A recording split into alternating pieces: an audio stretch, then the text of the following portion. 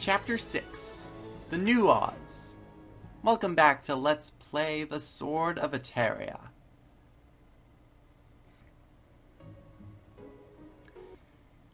Alright, this is part 2 of the Sanctuary. Our goal? To get to the top floor. Not so much of a goal as it is obvious, pretty much. Now, the story so far is we have found plenty of village children. However, they are not from our village, unfortunately. So, we still have to find our children from Fields Village.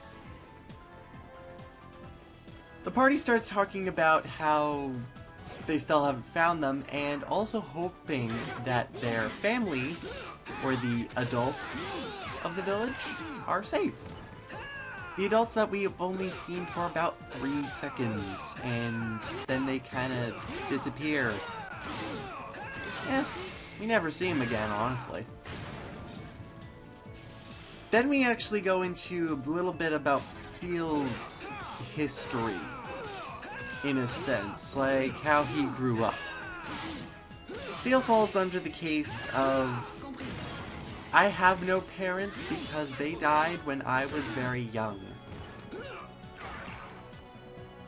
Almira asks this question.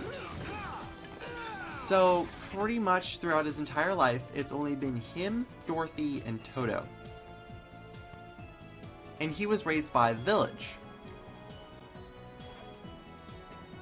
I really think that this stage is not living up to my expectations. It's very linear.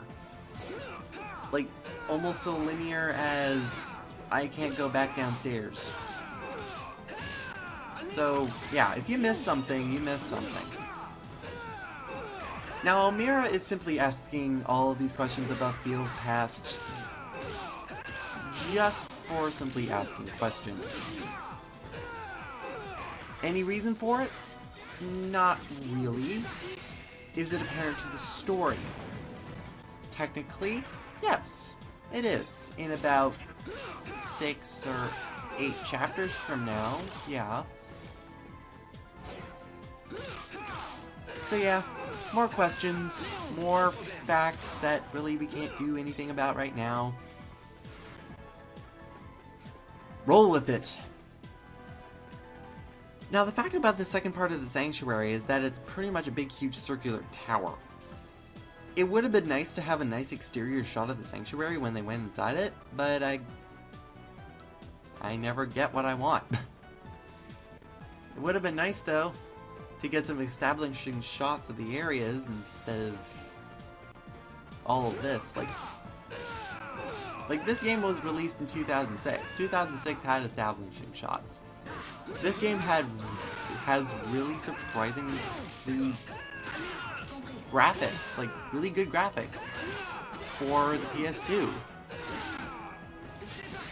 But, beggars can't be choosers. Now, the fact about this stage is it's pretty much like a gauntlet, almost. You go up floor to floor, you defeat about 1-2 waves of enemies, and you can go on to the next floor.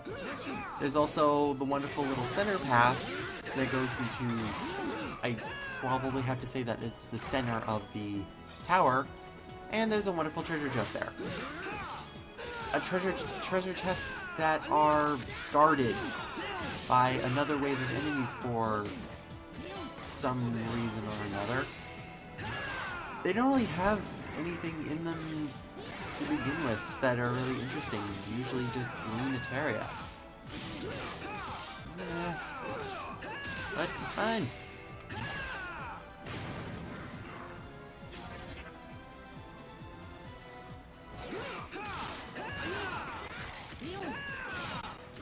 The Vola Ventus in this area. Ventus, I would guess, mean that there are wind elemental or whatever, and then there's also the Vola Sagita, which are just regular enemies. But the Vola Ventus are actually really interesting to me, and the reason for that is pretty much because they're on, like, rocket sleds. Hey, look at him! He's just kind of like cruising along. It's pretty amusing, I have to say. Now, what? Yeah, apparently I can go back down, which is kind of weird, and is... Yep, this chest is guarded for no particular reason. And it has green Etheria in it. Of course it does. Eh. So yeah. Now, if you're actually really paying attention to this story, you'd probably be wondering why you've been rescuing all of these children. And they're just locked up in separate places, and they don't seem that important, really. And you still haven't found your children. The question kind of arises, why are they so special?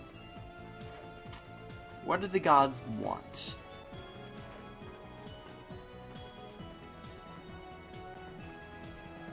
Now, I do have to say something about, I'm kind of all over the place, but the level 2 death blow with Phil and Leon, the dual death blow kind of I like it, but I kind of don't like it. The fact is, it could have been designed a little bit better.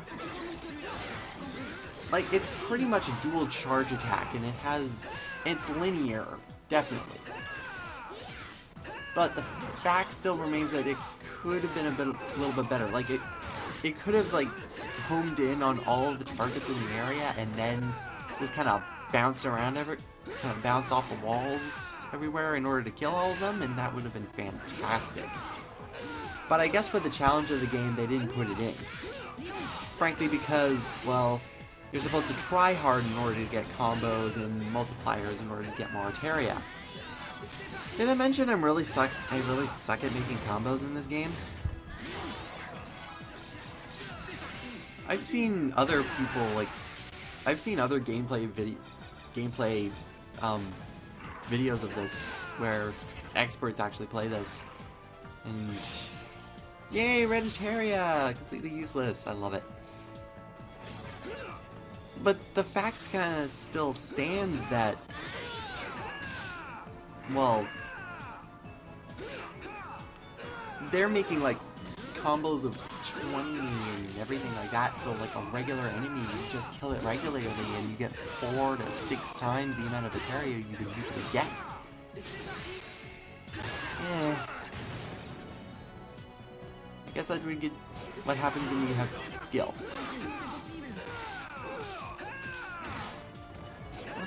I was actually hoping for another trio of the Volaventus. I like those guys. I think they're like maybe my most favorite enemy in the game because they're just on little rocket sleds. Well, of course they're not on rocket sleds, that's actually what they look like. And I get a level 2 defeating... and I just defeated an enemy. I love when I do that. I do have to say that the loading times in this game, they're few and far between during each individual stage, which means that they had to render a large patch of the area, which in terms of the PS2, not a lot of games did that. With a lot of loading times. Like, this game was out in Europe the same time Sonic 2006 was out. And I know I'm just like, oh, I'm comparing this game to Sonic 2006, but actually, it'll become relevant. Maybe, sort of, I don't know. But it'll become relevant, I think, in about way more than 10 chapters. Almost to the end of the game, it'll become relevant. If you can call it relevant. I don't know. Like, but in terms of what I was saying, like, Sonic 2006 had tons of loading times. This one doesn't have a lot of loading times. It just had it between, like, the stage and the results. And the stage and the results and, like, loading the big patches. Other than that, it's been pretty okay.